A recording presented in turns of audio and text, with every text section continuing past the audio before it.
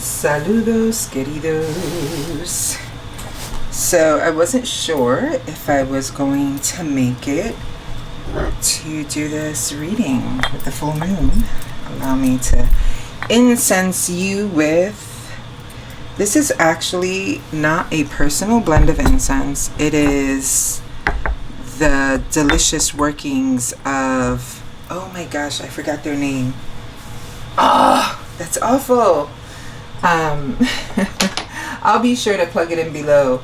Actually, my kiddo was the one who hooked me up and put me on to something and sundry. My gosh, I'm not going to be happy until I actually name this correctly. Give me 1 second. Let me pull it up. And so the incense that's burning right now is their beautiful blends. Their work is actually really amazing. And okay, let me see what am I doing here. There we go.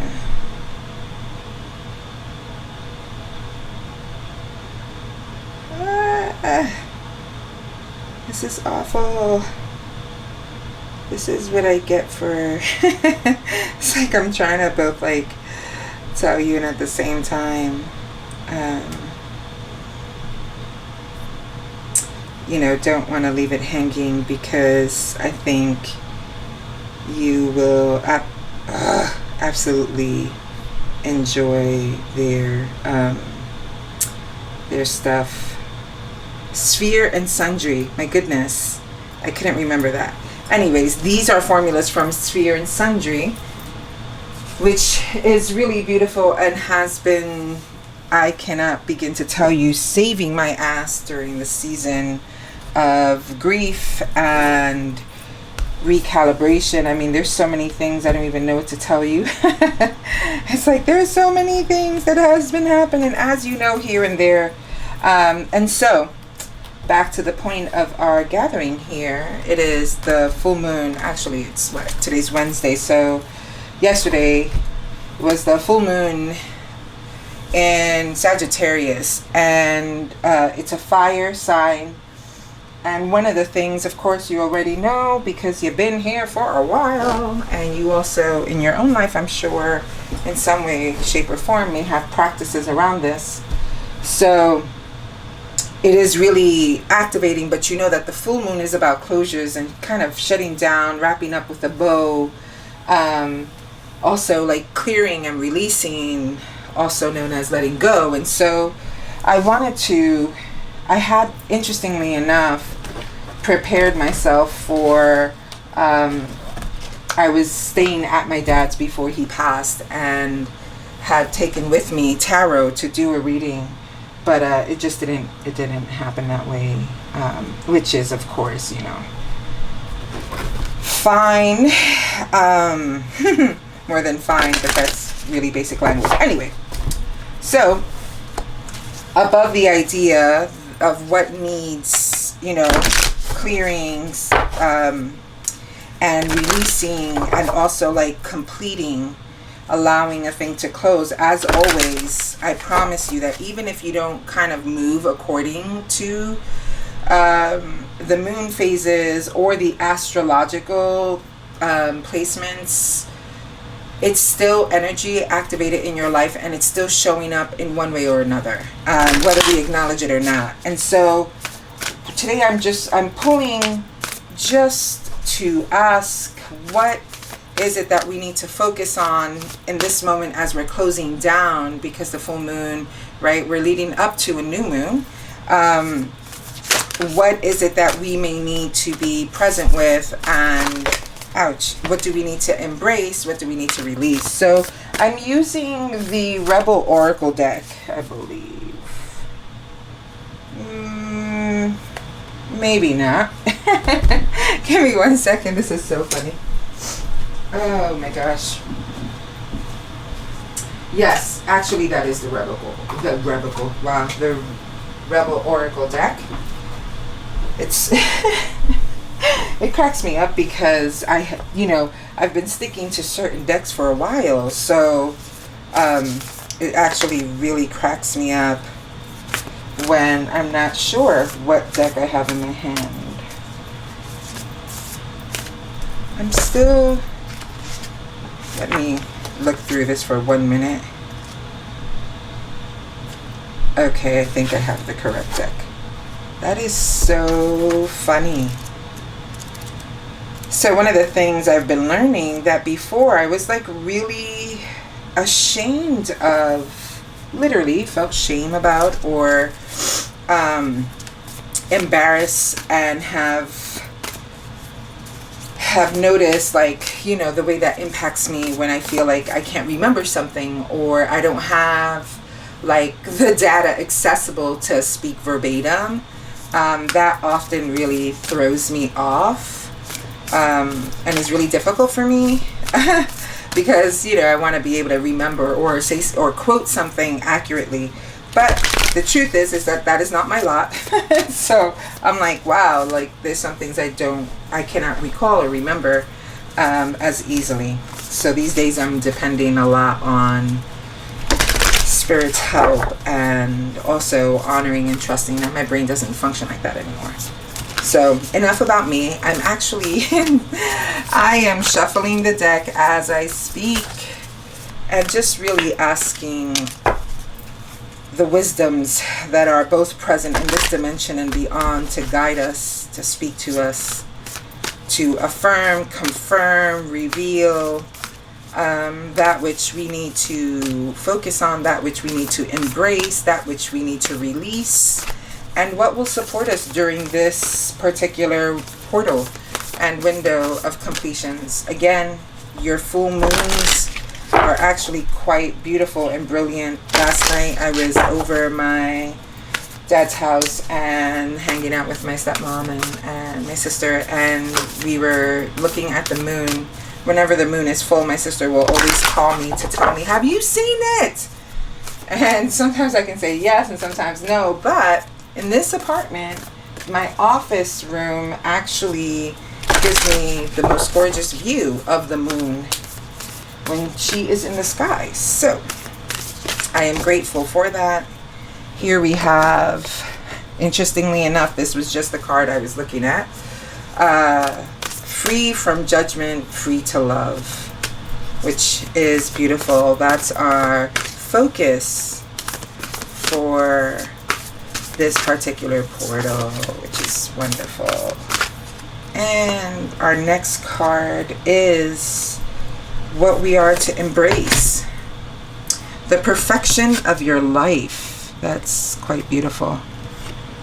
And don't worry, you'll get a closer view of the cards in 1 second. What do we need to release? Is an amazing question. Let go of. Allow to be transformed. Perhaps there's resistance in this, but we are about to find out. Visions of life beyond death. Ooh, talk to me. And our supportive card, which I am going to put here, is Inner Trust. Cannot speak to how appropriate this card is right now, for me at least. Oof. Okay, and the card underneath the deck, gorgeous, gorgeous. Ooh, almost burned my knuckle. Faith in the process. I need to hear this, y'all. I need to hear this. All right, so here we have our focus for this particular window and season is free from judgment and free to love. Let me get you in a little closer here. There we go. Just a bit closer. So we have our focus being free from judgment and free to love. What we're embracing is the perfection of our lives. And what we're releasing and letting go of is visions of life beyond death. And for me, the way that this is showing up is this idea of being liberation and freedom is a really interesting thing. Both words have different energetic texture. And we talk a lot about, in our society, we have empowerment work and all this beautiful kind of, to me, it is like the foreground of actual liberation.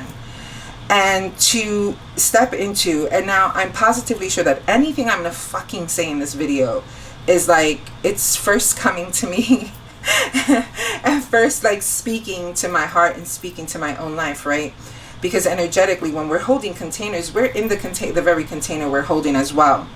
And so to really step into the place of, in the prison work that I was recently doing, I would say over and over, because I wanted, one, it's my own practice that when I do that, it's helpful.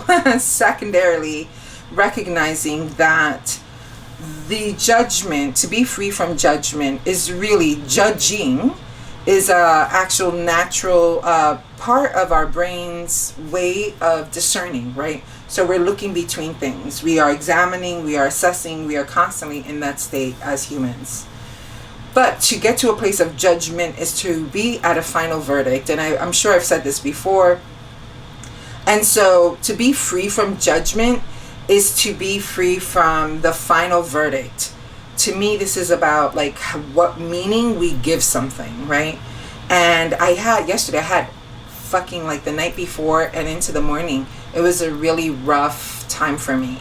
I was having an entire meltdown, which it's amazing to me that sometimes we don't realize things, where it's like, there's these ways I have meltdowns as a neurodivergent person that I didn't notice before that are actual, right? Like what they are, once again, are meltdowns. And so in having that moment and kind of spiraling, I was really struggling. And one of the things that happened in that process is that when I was venting about it, I was saying what I was thinking, recognizing that what I was thinking and what I was saying is not the actual truth. It's not accurate information. And that if I didn't let it bubble out, which is often a thing I talk about, because I think it's important to watch what you say. I think words are magic. I believe words are magic. And I believe in the power of narrative and creating story.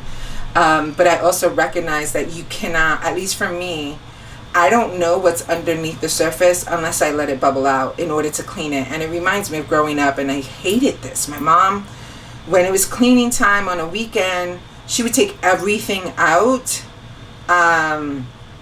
and often more than we could actually handle. I continued the tradition myself, and she would take everything out because if we were going to clean, we were going to clean well. We were going to make sure that all the bases were covered. And I feel the same way about when I'm venting and I'm in a meltdown, because when I'm most frustrated is when the things that I believe or that I've given meaning to come to the surface. And I realized in the process that I was just like, I was going in on myself so hard, and I was judging myself. Like I was literally arriving at a judgment, my frustration with certain things that have been happening in my life, and realizing it's always helpful that when you're venting, you're able to vent to people who can hold the container of the venting for you, but simultaneously also offer you a reflection if you're open to it, right? Never before.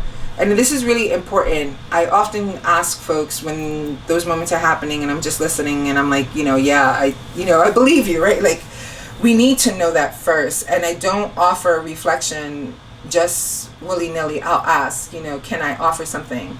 And if the person's open, then I do. If they're not, then I don't. Because I think that sometimes reflections or feedback can be gaslighting if you are not practicing it.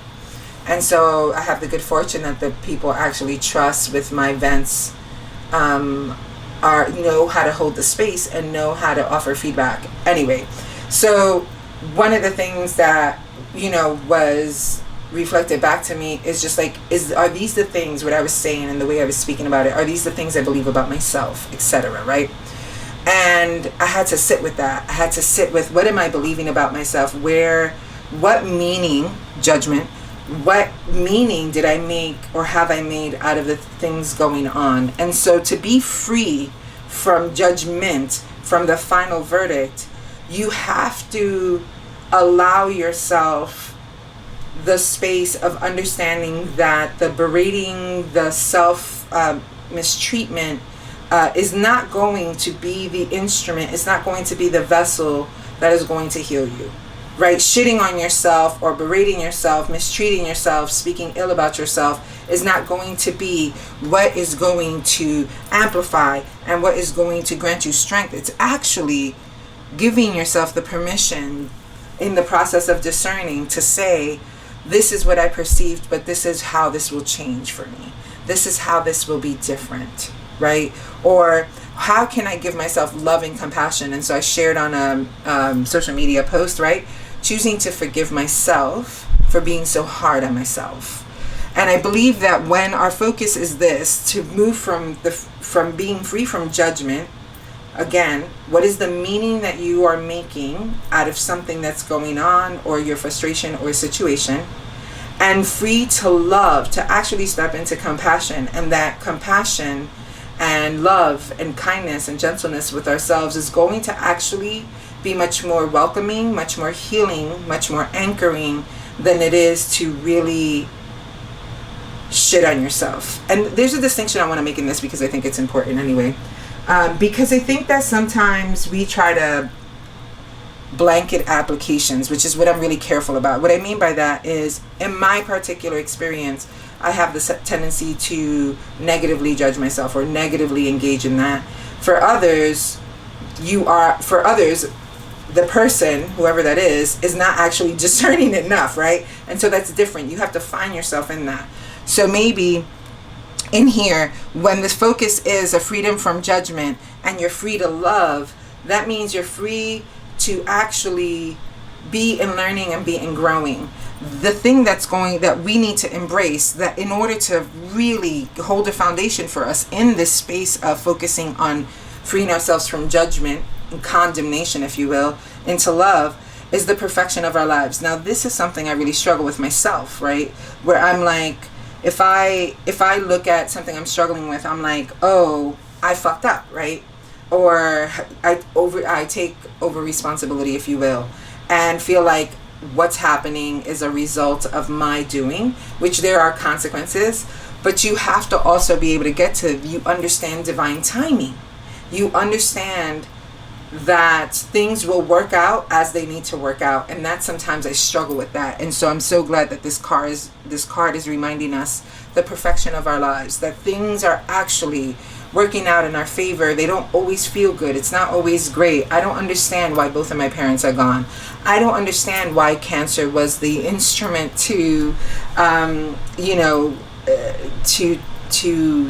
take their lives. I don't understand anything. I don't understand why, I got back into a collaboration, then wound up being abruptly terminated and shit going really fucked up. Although frankly, I could see that it wasn't going to end well, because when there is misalignment and when the goddess is not at the center, when love is not at the center of what you do, when compassion and kindness and really the offering of love is not the center of what you do, then being around that energetic thing is going to be challenging.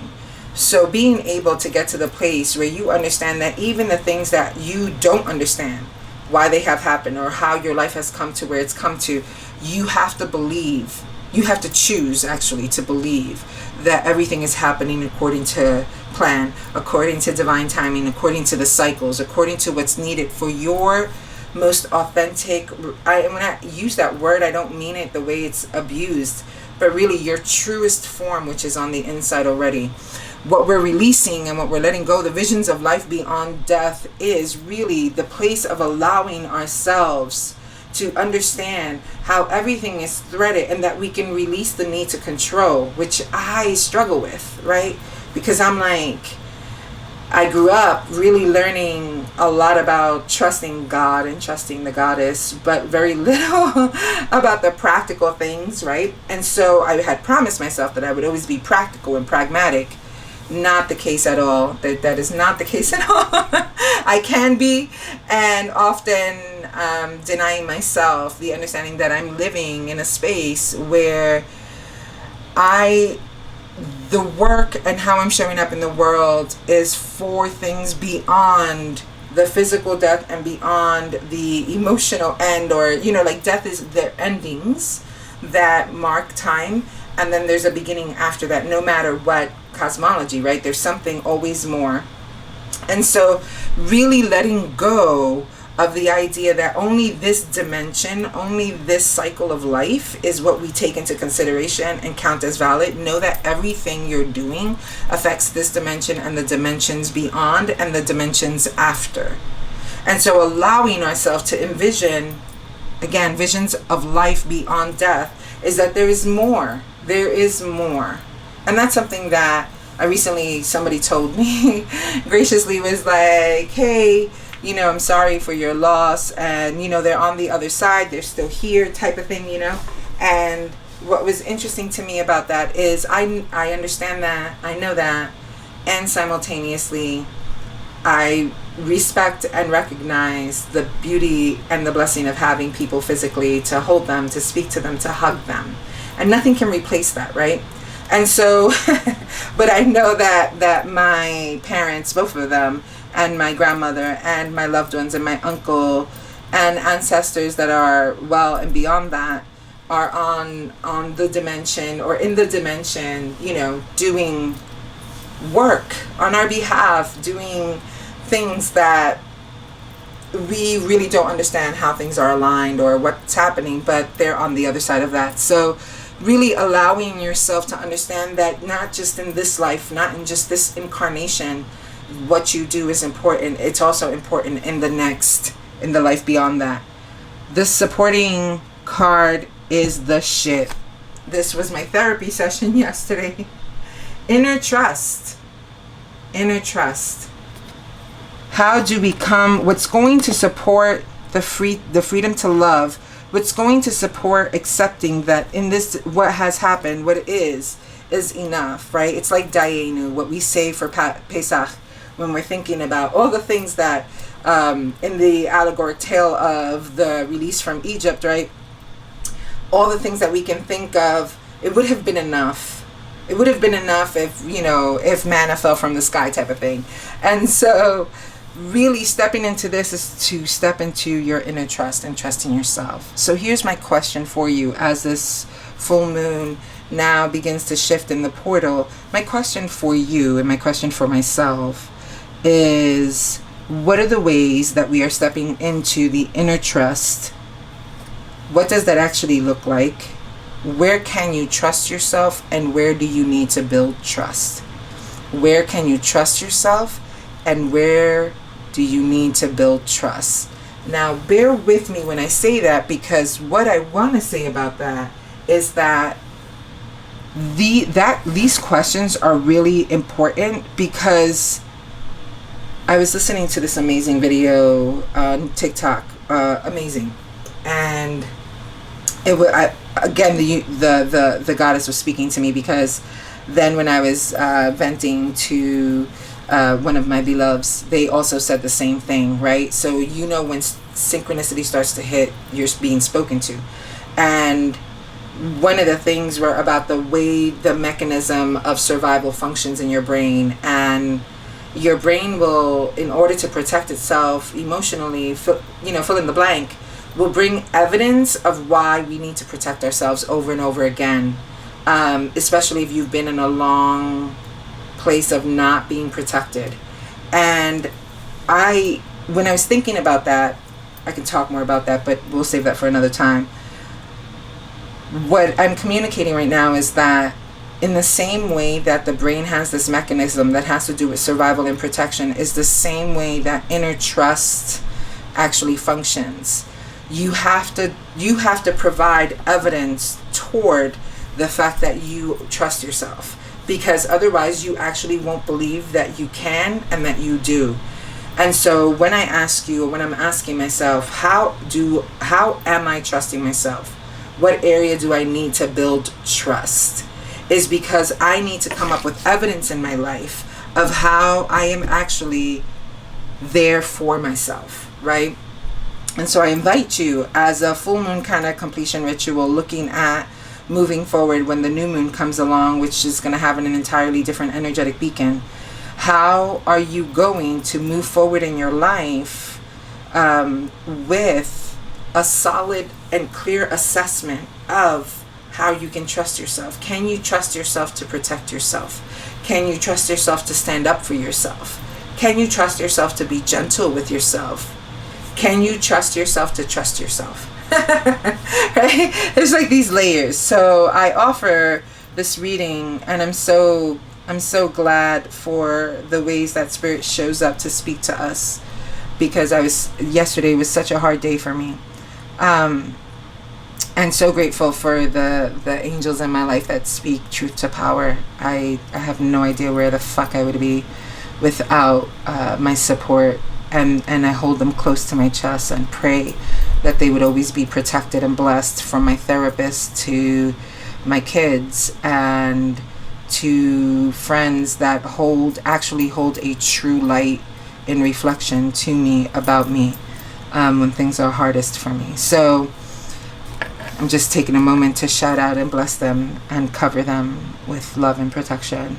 So this full moon, the question is, because it's a fire moon type of energy, and it's activating, and it's sizzly, right? Fire is a sizzly thing. It allows for things to come into new form. When fire consumes something, it obliterates it entirely. So you're free from judgment, and you're free to love.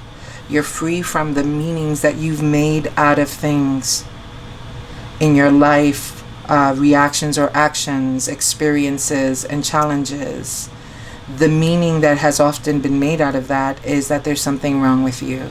And I was saying this with tears in my eyes yesterday. There's something wrong with me, that I find myself constantly in these patterns of really fucked up people. Really fucked up. They're hurt people that will hurt. And because their survival mechanism is to prioritize themselves, they don't care who they take out. And they'll do it with a smile and act like they're doing somebody a favor.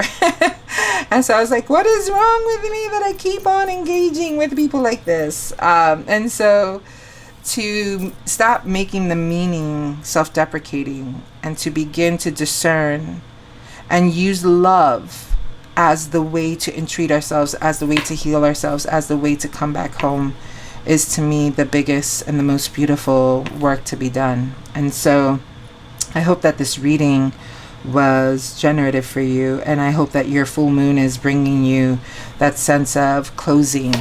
And so what I desire to pray over you and to speak over us really is that we would learn to use love. Love can be as fierce and as tender as our days, right?